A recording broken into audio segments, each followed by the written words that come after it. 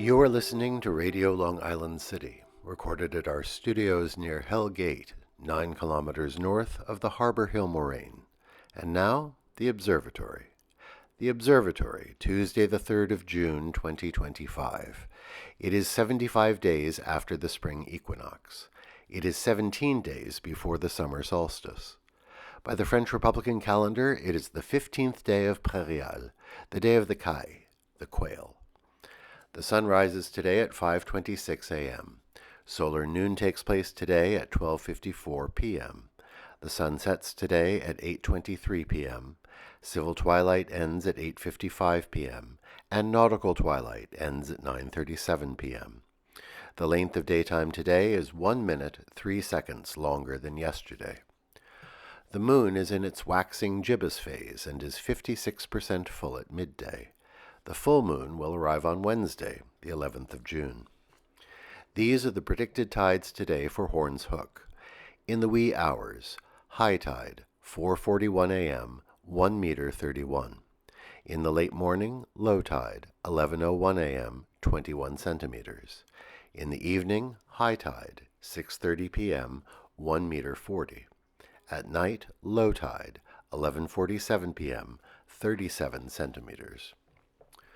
In our shared realm of plants and animals. In the coming days, we should be having some very warm nights, and that means the fireflies, also called lightning bugs, should begin to make their appearance. On warm nights just after dusk, they will emerge in backyards and parks and fill the air with their blinking light displays. Keep your eyes peeled for them in the coming week or two. Commemorations. On this day in 1839, the Chinese official Lin Zexu had 1.2 million kilos of opium destroyed in the city of Humen, near Guangzhou, or Canton. At the time, British India was a major producer of opium, and British merchants enjoyed a lucrative narcotics trade with China. This, of course, had devastating consequences for Chinese society. Lin Zexu's intervention was used by the British as an excuse to begin the First Opium War to keep the Chinese market open. On this day in 1844, the last breeding pair of great auks was killed. The great auk was a flightless bird with habits similar to today's penguins, to whom they were not related.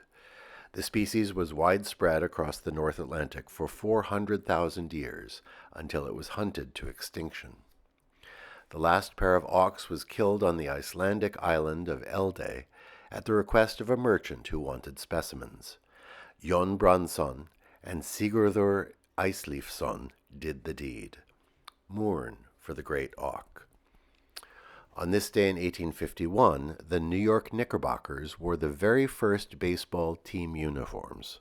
They appeared that day wearing straw hats, white shirts, and long blue trousers. On this day in 1888, the poem Casey at the Bat was first published by the San Francisco Examiner. Written by Ernest Thayer, its full title was Casey at the Bat, a Ballad of the Republic, sung in the year 1888. The mock heroic baseball poem was popularized through performances on the vaudeville circuit. It ends on a sad note. There is no joy in Mudville. Mighty Casey has struck out. On this day in 1943, the Zoot Suit riots began in Los Angeles.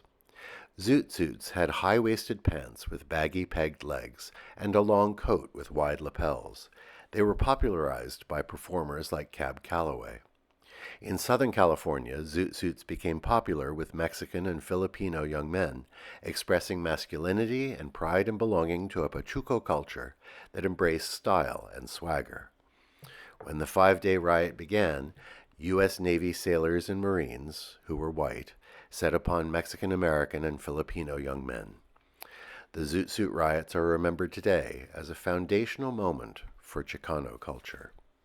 Today is World Bicycle Day, a festival declared by the United Nations.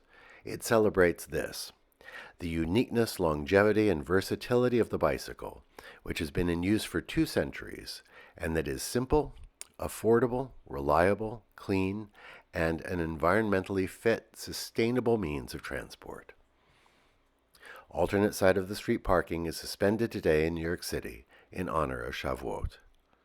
And that is the Observatory, Tuesday the 3rd of June, 2025.